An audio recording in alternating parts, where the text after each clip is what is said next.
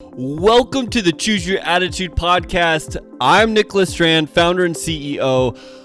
I am so excited to be here today. We're broadcasting on YouTube and all major podcast platforms. Make sure to subscribe to us on YouTube channel and wherever you're listening. Like us, leave a comment, a review. Always, we love to hear what you guys have to say. It means the world to us. Today's show, I'm so excited to have the author of the Shoebox Effect and the creator of the National Association of Adoptees and Parents. Her name is Marcie Keithley.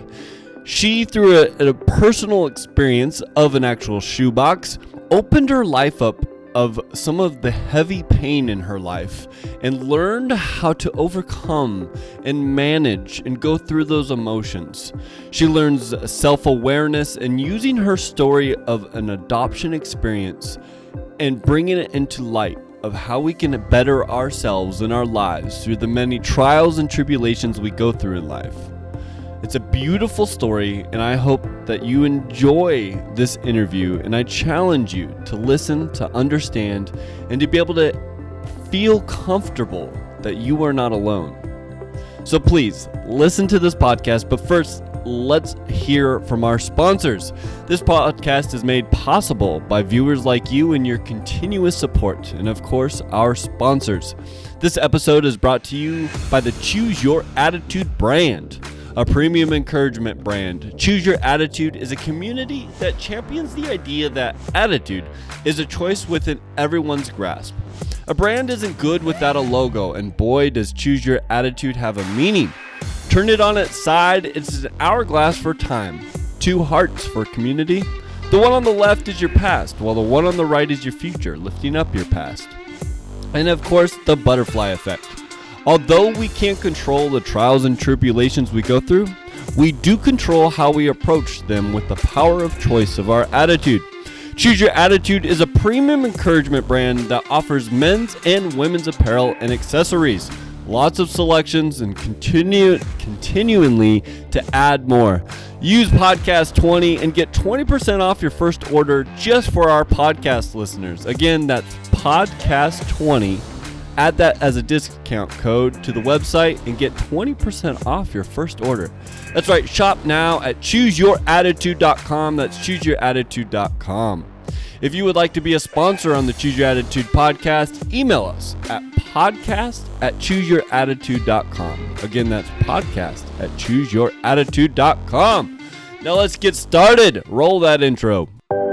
Let's step back a little. Take a look inside our true self. Get comfortable in the uncomfortable.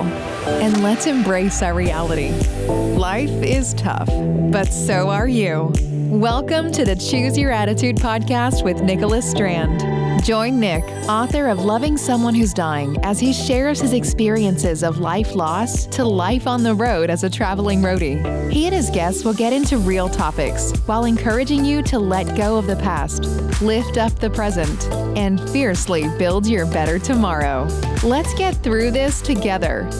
Now, here's your host, Nick Strand. Welcome to the Choose Your Attitude podcast. I am super excited to have Marcie Keithley here. Welcome to the show.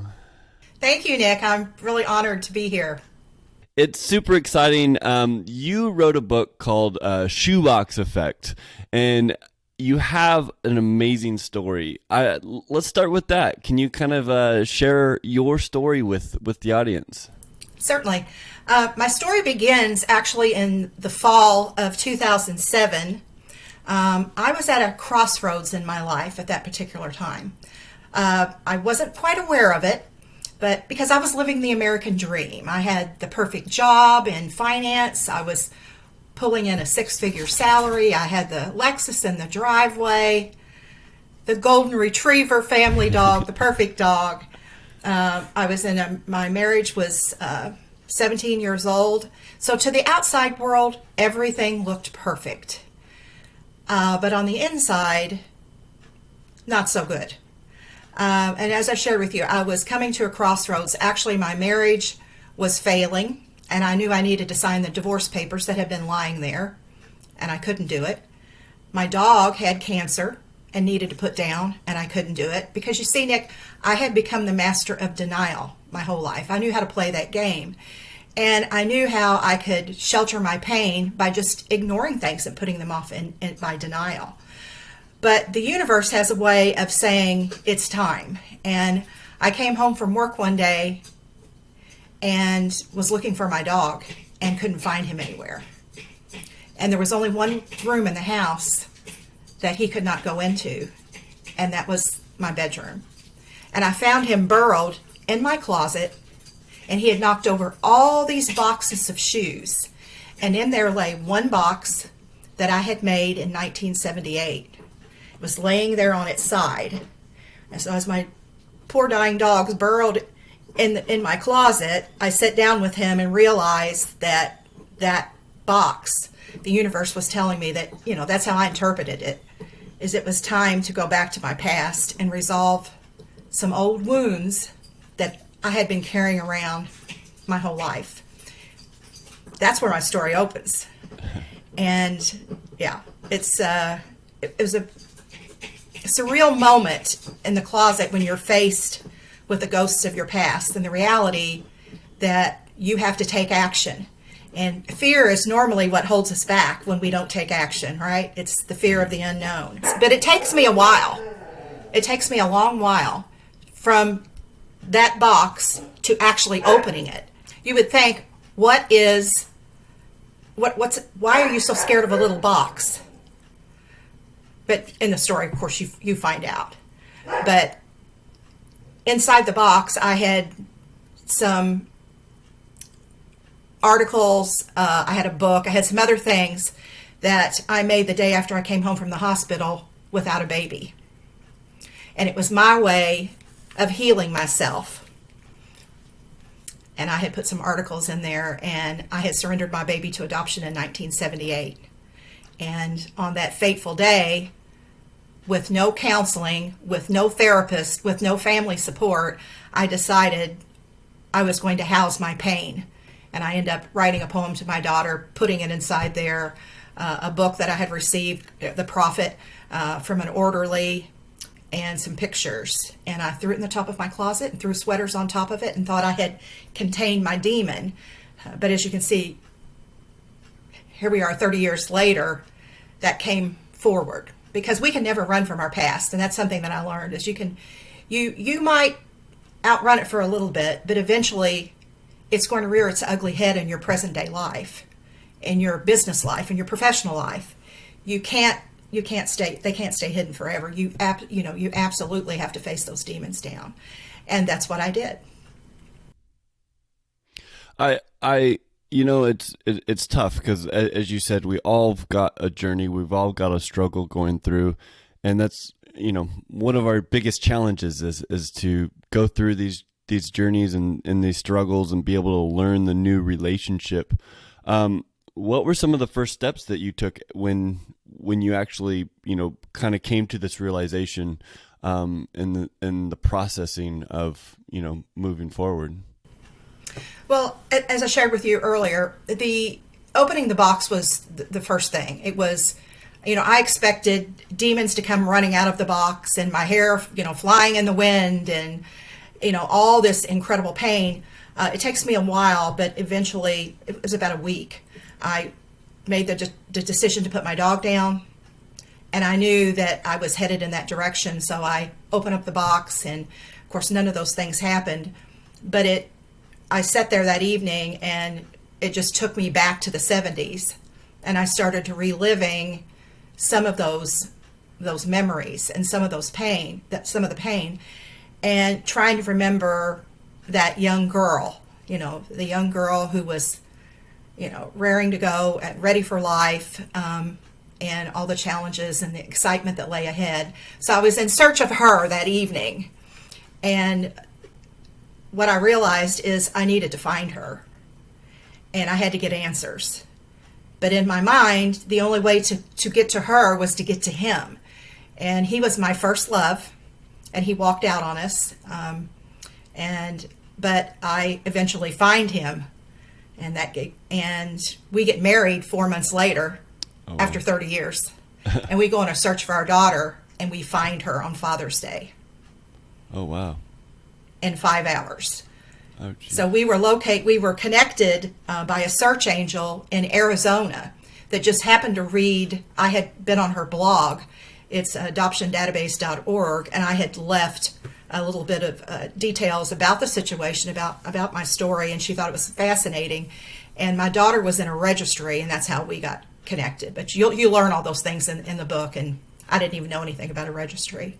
But she had been looking for me for over 10 years and couldn't find me because the records are closed. Oh, wow. I gotta, Yeah. so, I mean, adoption is huge, and to find your daughter with, your partner, I that's big to begin with. But I want to move It back is. to, you processing again. When you did that, was it all? I mean, it's heavy, but did you feel a sense of worth, a sense of happiness as you went through it? Even though, I mean, don't get me wrong, I get it. It was sad, but at the same time, did you see the light as you started to process and feel all that weight that kind of had been put in the shoebox and left for a bit?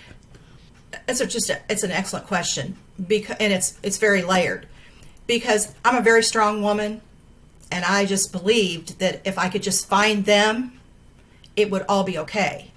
But to your point, all those emotions came out. All of a sudden, I wasn't the 52-year-old. I was the young girl. All of a sudden, he wasn't, his age. He was the young boy that I fell in love with. And our daughter was a baby. And the scene, and I describe this in great detail, is just as I started to process this. I didn't realize that. But when she came to Indiana that first evening, she was very familiar with me and laid her head on my lap and kept stroking my face, looking at me, saying, "You're my mother. You are my mother." And that's when those feelings started to come in, and the room was crowded. It was the younger versions of herself with the older, with our current selves, and trying to deal with all that, all the loss from all the decades. So you're right. We had to we found that it wasn't enough to be together. It wasn't enough. And we needed help. We needed counseling. We needed to find our way back to one another and how we were going to blend our family.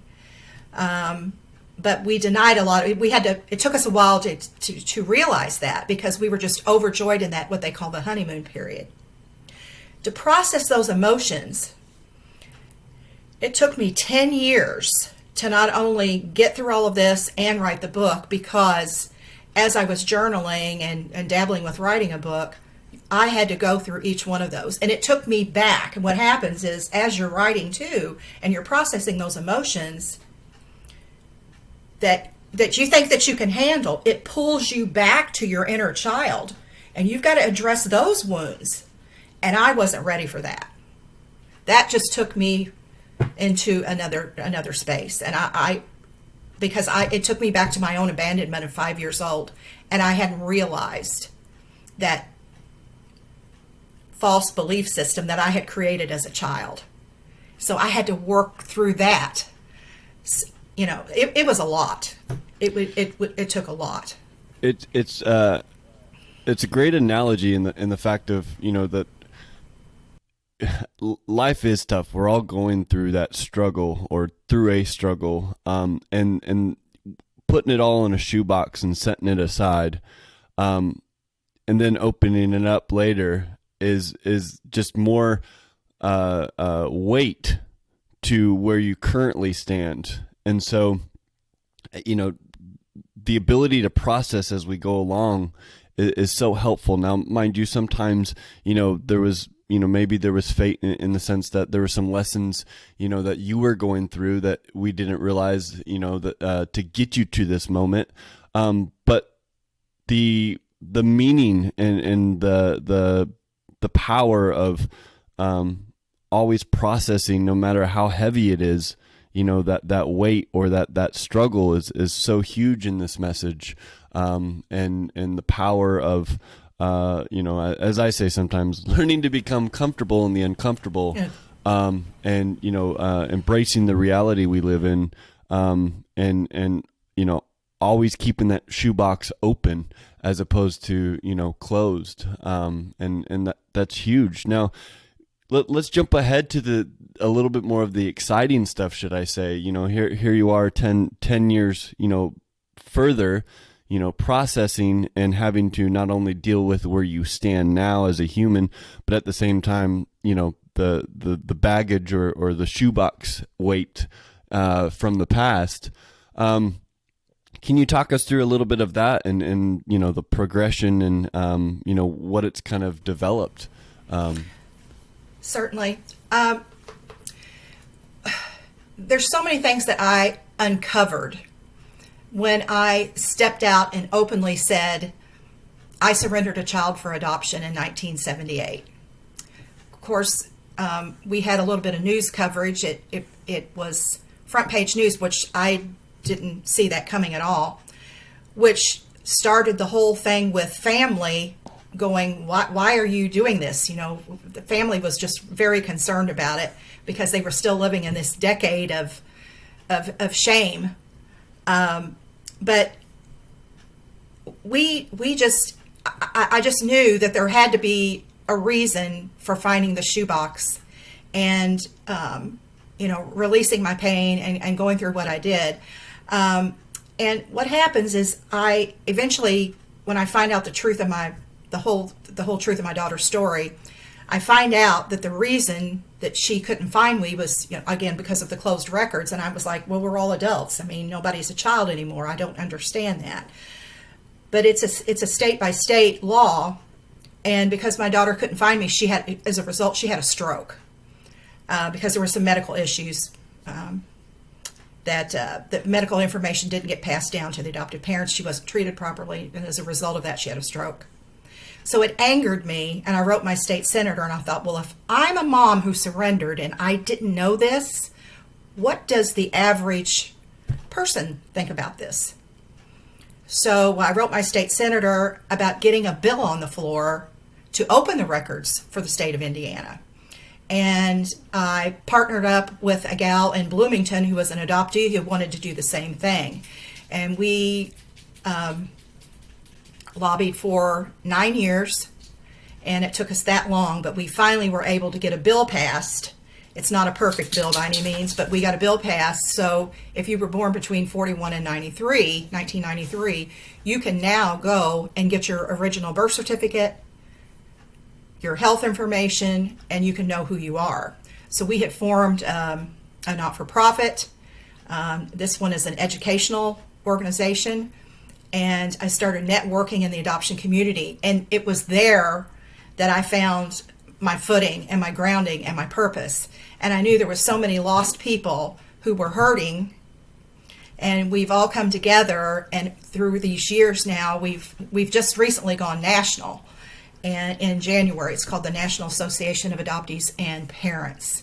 And we talk about all things pertaining to the adoption constellation, whether it be, she always has to get on TV. Yeah, you just always have to come on board, don't you? We hold an annual conference in Indianapolis, which is going to be held in the fall. We have keynote speakers, the top keynote speakers, workshops. We have 14 workshops. We do plays, movies. We do support groups. We have an adoption happy hour every Friday night that I host, and we talk to people all over the world. It's just been an amazing thing. And so throughout all of this, as I share with you, it's just been amazing to connect to other moms who lost children, and some of those have lost children forcibly, that they can also participate in this conference. So it's been a true blessing. So you take this weight of as a young woman having to adopt a child, kind of living through life to uncover the pain, but then taking it all and turning it into something better. I think that's magical to be able to, replace that pain with something positive. And when I say positive, I don't so much mean happy, sad. I mean more in the sense of, to help others and to create change and to create education, on that struggle. I got to ask kind of a little bit back, that pain of hiding it. Do you feel that was fear, of, it not being accepted, of your personal inner, feeling towards your daughter? Or I just have to ask a little bit about that itself. You mean when I made the decision to surrender back? Yeah, as we're all challenged when we have these traumas or these struggles that we go through, and we avoid them due to sometimes a fear or, and so I'm just trying to kind of pinpoint that a little bit to kind of understand, how sometimes people, we all have a fear of some sort that challenges that. The decision to surrender is based on the times. And in the times, if you were unwed, you got married. If you didn't, a lot of girls went to homes for unwed mothers to give birth to their children. But it was shame. I mean, shame was real back then. It was real. And shame was, I was told, don't come home. Don't come home. I was not allowed to attend my sister's wedding.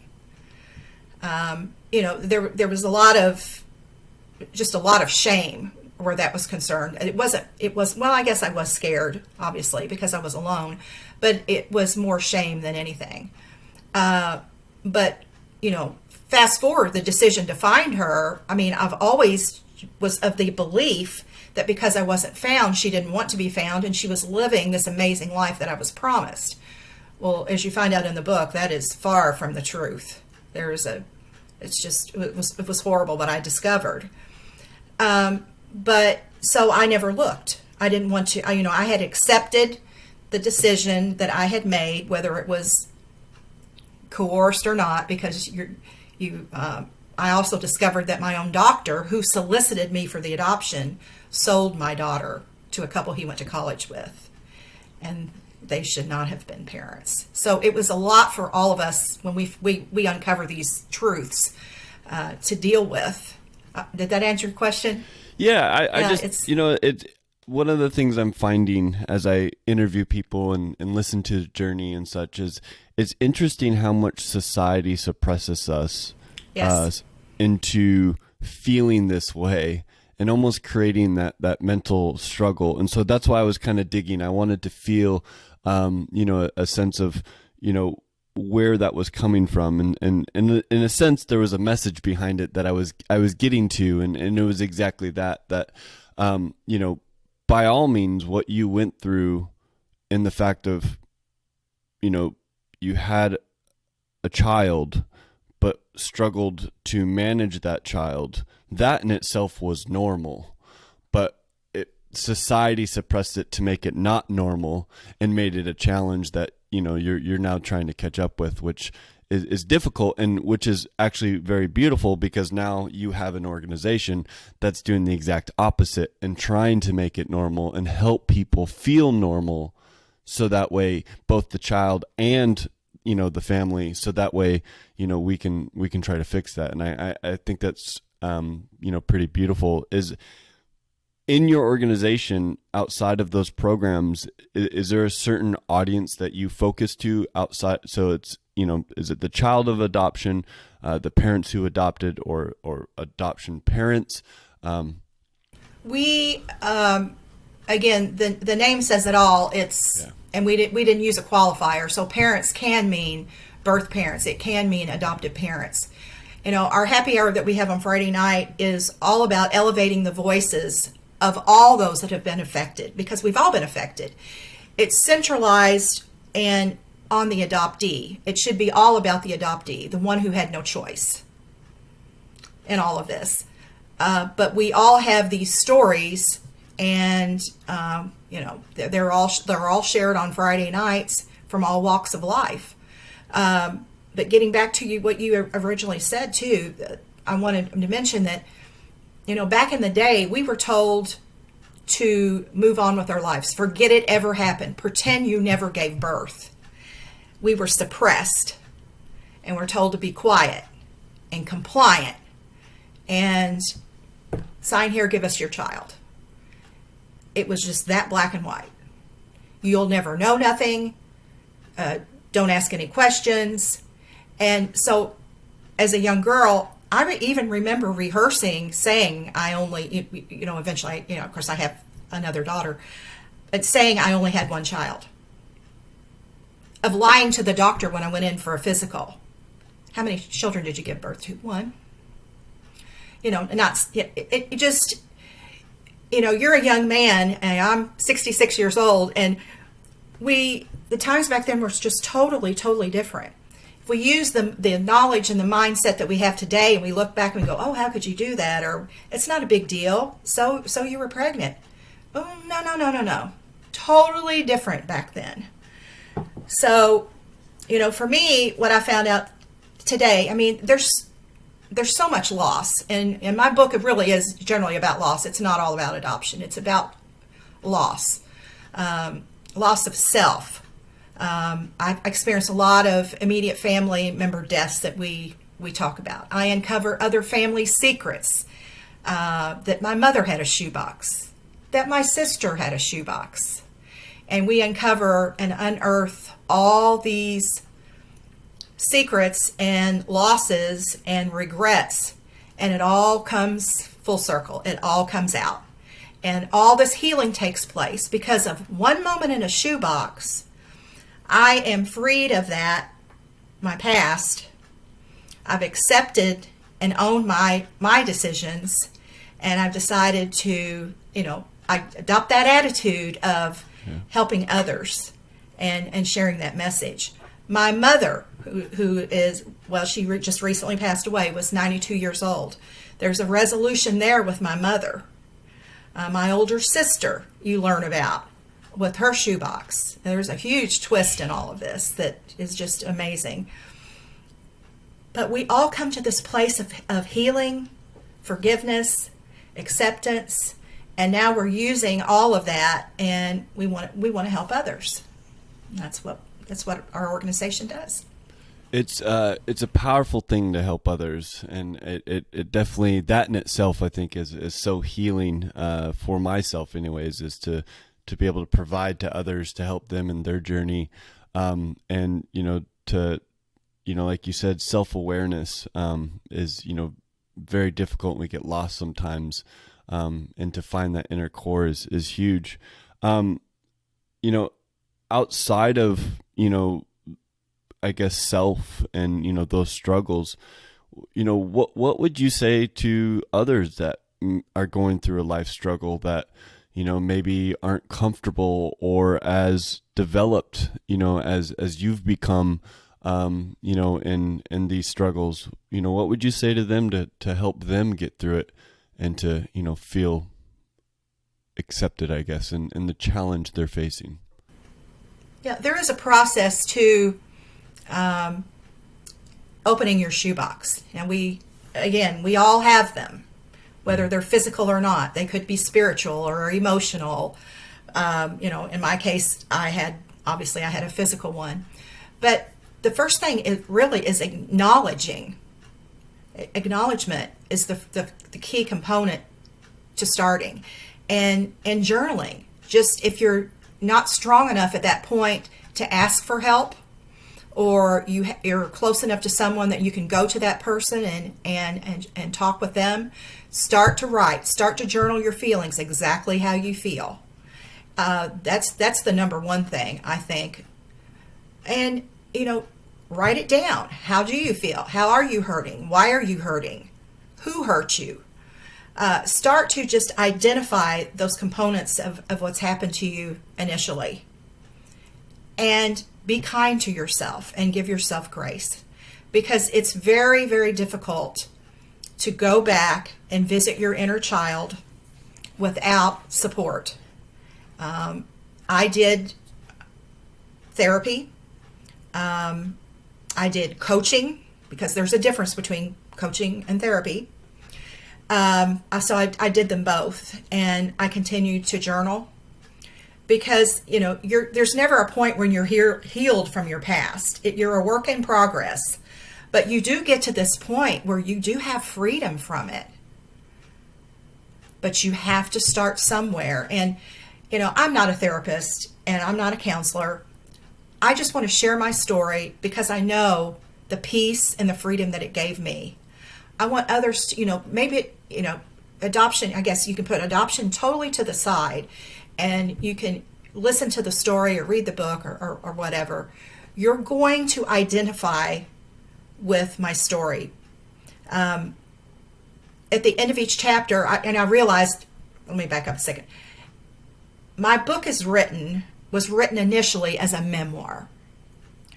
And when it got to the editing phase, my editor said, "Oh, you can't just write this as a memoir."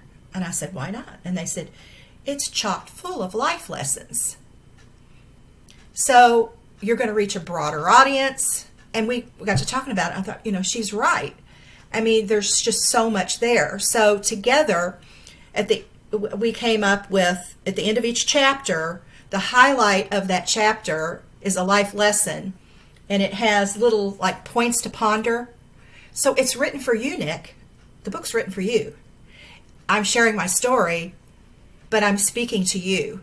And as you read, you will identify with something in your past. It will go, wait a minute, I forgot about that, or I really do need to deal with that, or oh my gosh, I never thought about X, Y, and Z. So, like I said, it's a hybrid of memoir and self-help to give you that courage to face down your fears.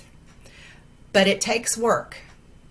But there's so much power in the pain when you go there and you sit in it with all those broken pieces and you start to sift through your mess.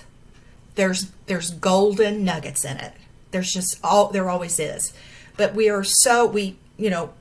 our attitude has a lot to do with it, because we can claim to be that victim and go, "Oh, woe is me," and I've look what happened to me. Or you can go, "Wait a minute, this happened to me. There's a lesson, and you have to look for it, and it's there." And then when you realize that, then it's like this light bulb goes off and you want to share that message. You can't contain it. It's like, it's life-changing. And if I can live through something like that, well, Nick can, or someone else. I've experienced so much grief with loss of family members. We've had 10 deaths in 5 years. I've lost 2 sets of parents, 2 sisters. And 3 people just in the last 3 months. How does one get past that? How do you grieve? Multiple losses. It's a lot, especially as it adds up. That there's a lot that happens. And I think what I heard you say, if I was to wrap it up into one, and I was actually writing it down as you were saying both, but it's literally taking the exact same thing. Nothing changes in what happened, but it's literally your mind frame, and it's changing that regret into a lesson. So taking, that just a mind frame of not looking at it as a regret, but looking at it as, okay, well, how can I learn from this so it doesn't happen again? Or how can I learn from this so that way I can develop my thinking, I can develop a future to be able to really to learn the relationship with that past, and introduce the lesson as opposed to it as a regret. And it's kind of like with friends, I guess. Some friends, I guess, or let's use colors. Certain colors have a certain mood. Other colors have a positive mood.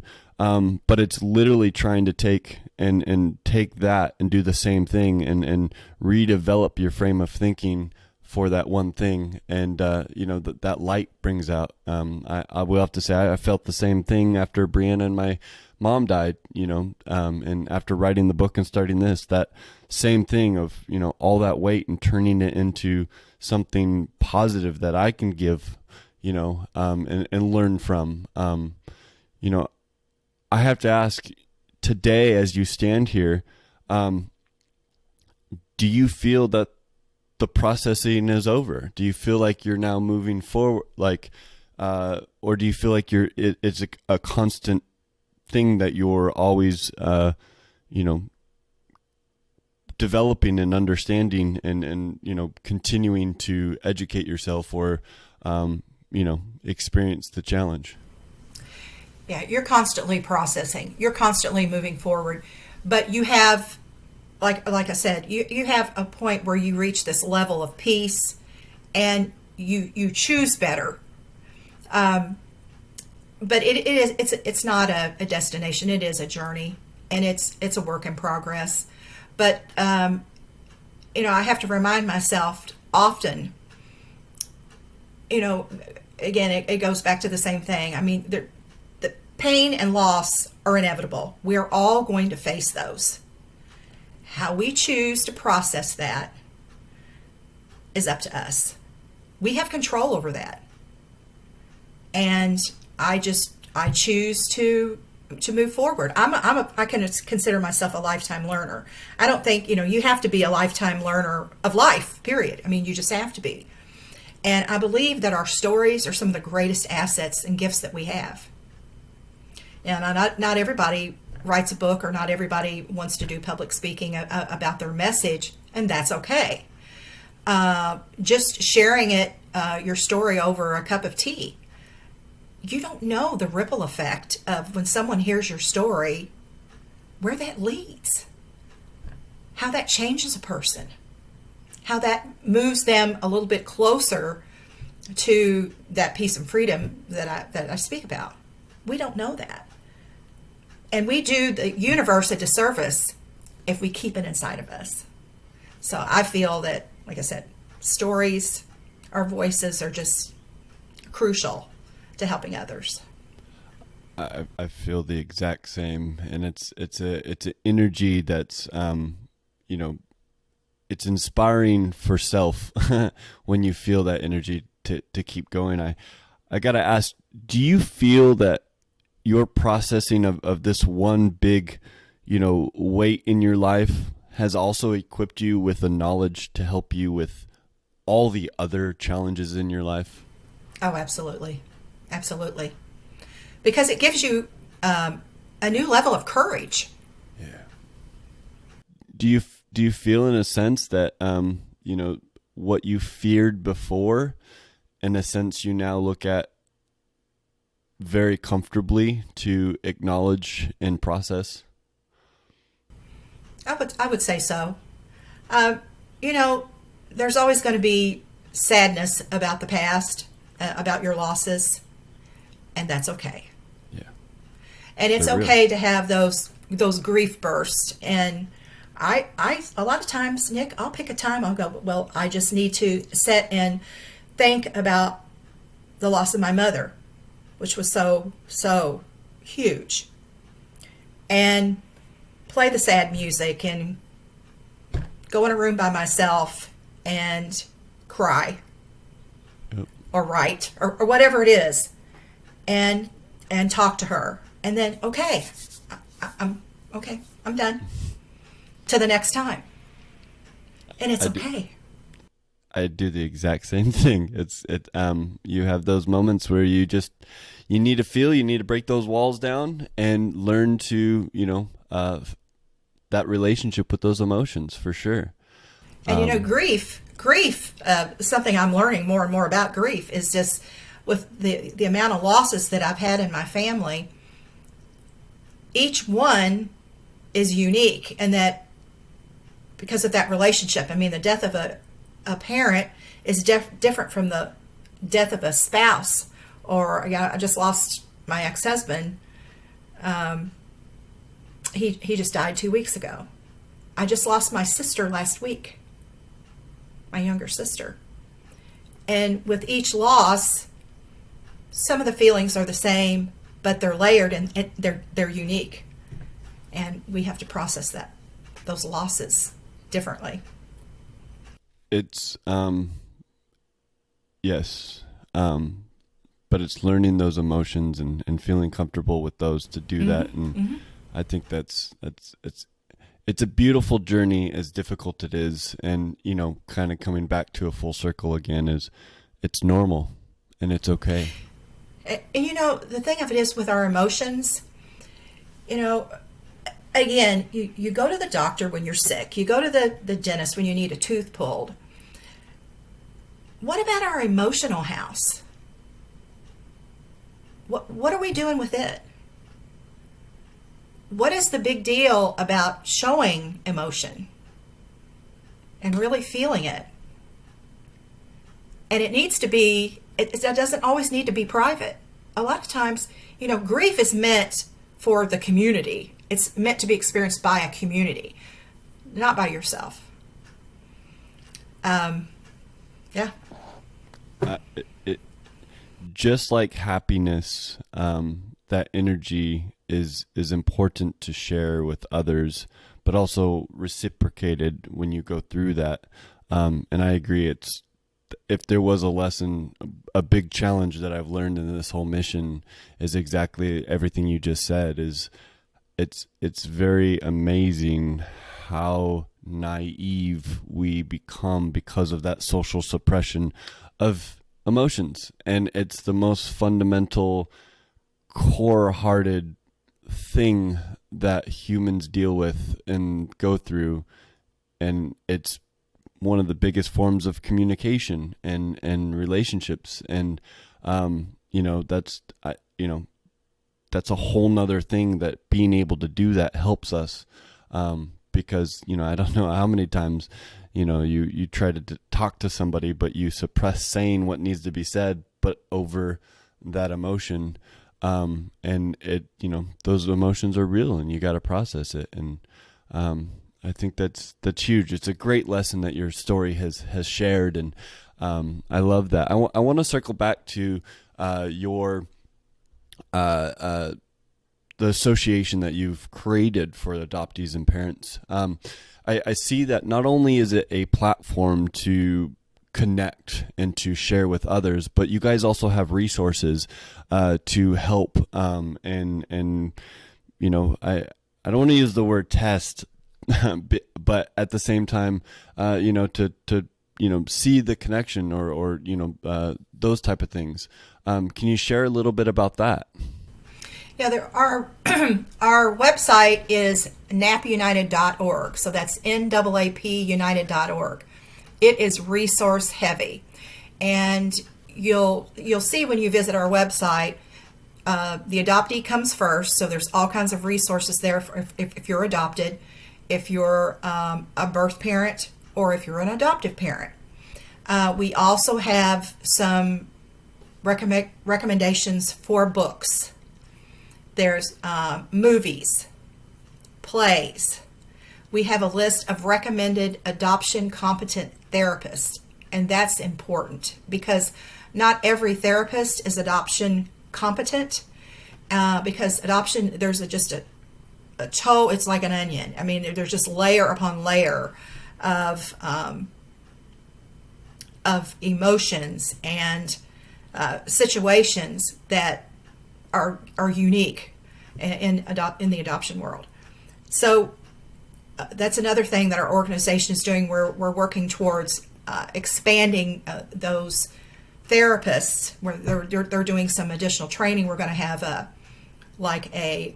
directory where people can go in different states if they're looking for that particular type of help.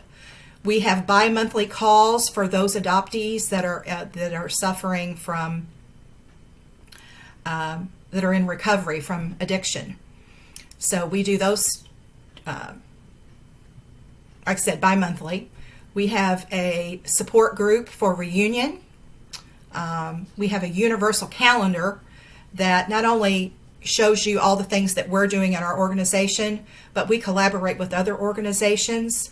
So we post their support groups, conferences, whatever is going on with the other organizations as well. So yeah, it's very heavy, resource heavy. And if we don't know the answer, we'll find it for you. But we wanted something to where those individuals that maybe, again, like we were talking earlier, maybe they don't have the courage to step up, or they even know that there's all these resources available for adults. We want them to know. And then we do also have a kids corner that where we have it's on the ground level right now, but we're developing for helping adoptive parents who have a small child. And actually, I wanted to show you this.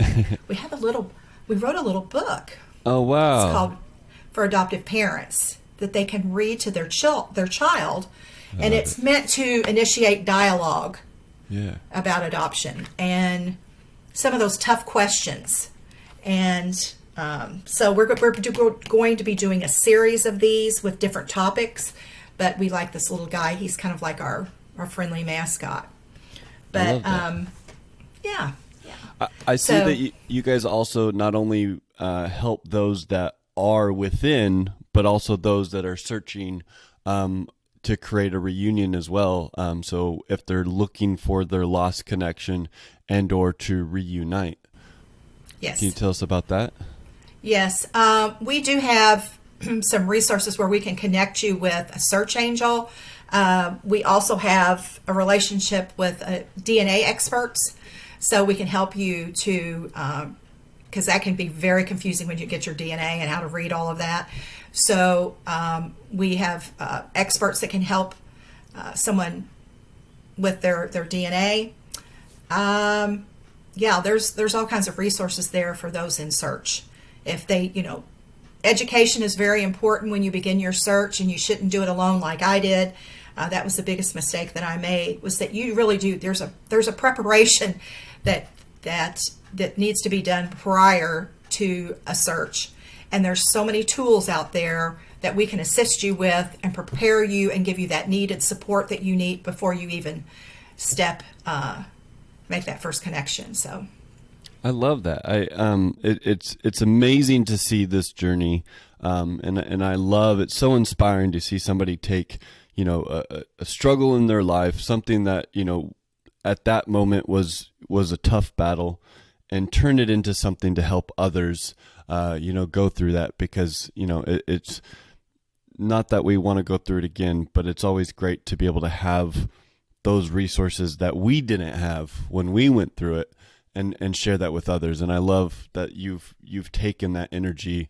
Not only has it taught you more about yourself, but it's also helped the community around you, and by golly, there's no better feeling than to help others. And I love that. I gotta ask, is there anything else that's on your mind that we haven't touched that you maybe want to share before we go to the last question?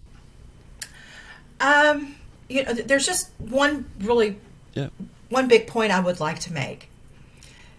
I look back on my life right now in the last 10, 12 years, and all these incredible people that I've met, and organizations and other events that I've participated in, and finding my first love, finding my daughter, finding I have grandchildren, the healing that took place with my mother and I, the uncovering of secrets, all from one moment in a closet with a tip over of a shoebox, an old shoebox. I can't say enough about that. I look back on my life and go, all because of that, this is where I am today. All these new friendships and this peace that I never thought I would be able to find. It blows my mind. It's very poetic in the fact of, you hear everybody say, you gotta expose the elephant in the room, or, don't, take it from out of the bed, or, those type of things. And, the shoebox is, for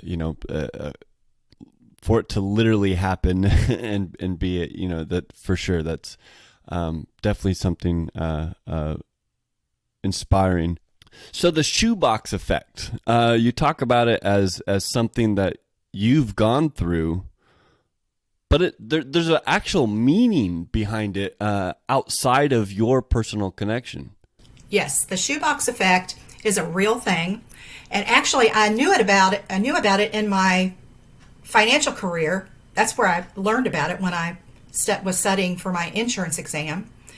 But it's back in the day, like the 90s particularly, where insurance companies, what happened is you would go to the doctor and you would pay for your service. And you would keep your receipt, and at the end of the year, you would take your receipts and turn them in, and you would get reimbursed for what was out of pocket. Well, what a lot of people would do is they would take all these receipts and they would put them away until the end of the year. Most people put them in a shoebox. So what would happen is they'd stick them in a shoebox, they'd totally forget about them, and then the insurance companies, they never had to reimburse. So they made millions of dollars because of all these unprocessed claims. Well, I use that analogy because that's what we do in our everyday lives as humans. Those beautiful moments, those happy times, we take pictures or we keep little mementos from happy events. But what about the painful ones? What about the ones that cause us great pain? Well, we want to metaphorically throw them someplace, and like me, I just made a shoebox and put them there thinking that I could house my pain. But those shoeboxes eventually are going to get kicked off the shelves because you can't contain your pain. You can't deny what's happened to you or what you've experienced because there's a payday. So the shoebox effect, like I said, it's real. I've experienced it. I've opened my box. I've dealt with those things, and I want to help others. I love it. I gotta ask. So part of Choose Your Attitude, it was developed or created off the inspiration of my wife, who passed from cystic fibrosis. She created the quote, "Choose your attitude, create your life." And so as a way to end the podcast with everybody, I love to kind of reach out and ask, if by hearing that, how would you interpret that out loud to people, and in connection with the things that you've gone through in your life and such, but yeah, how would you interpret that to others for Choose Your Attitude, Create Your Life? I think I can interpret it by reading a poem that I wrote. Could I do that? Sure, go for it. I think this kind of sums it up, and it's called Choices. If you were given a second chance to step back into time and change a wrong and make it right, I wonder what you'd find. For God has chosen a special path for all of us, you see. Would you correct the mistakes you made, or would you let them be? As I look back on my own life, the choices that I made were ones that helped me grow up strong. None were made in vain. Regardless whether wrong or right, each one helped me to see that only when we fail to choose, our lives can never be. You have a choice to start each day with happiness and joy, or you could choose to stay in bed depressed, removed, and void. You have a choice to share your life with friends and family, or hide away within yourself and miss your destiny. You have a choice to take a chance or let it walk on by, but you will never taste success until you reach and try. For failures teach us many things and are not meant to be a way to give up on a dream and hand away the key. So when you choose carefully and look within your heart, for only when we fail to choose, your life can never start. And I feel that kind of wraps it up, because we have control over our attitude, and we can just stay right where we are, a victim, broken, lost, angry, depressed, whatever it is, or we can say, no more. I choose happiness. I choose wellness. I choose to share my message. Whatever it is, you do have control of that. And it just takes that first step. I love that. It's a beautiful poem, and I'm gonna see if I can get a copy of that, and we'll put it in the description so people can actually, see it as well, and add a little bit of layer to that. And that's a beautiful way to describe that question. So I love that. Where can people find you? I'll make sure to put this in the description, but as a way to say it in audio verbal way, where can people find you? You can find me on Facebook, Marcie Keithley. I also have an author page, and I think you'll probably have to go to the author page because I think I'm right at 5,000 followers. I'm also on Twitter and Instagram as the Shoebox Effect. I love it. Well, thank you so much for being on. I love your story, and it's so great to have this connection. Marcie, thank you for being on. We will. You're welcome. Appreciate it. Thank you for listening. To reach out to Nick and the Choose Your Attitude community, find us on social media at Choose Attitude Create Life. Share your attitude with the world with merch guaranteed to encourage at ChooseYourAttitude.com. Be sure to share us with friends, family, and colleagues. And while you're at it, leave us an uplifting review. We'd very much appreciate it. Check back for new episodes. Until next time, choose your attitude, create your life.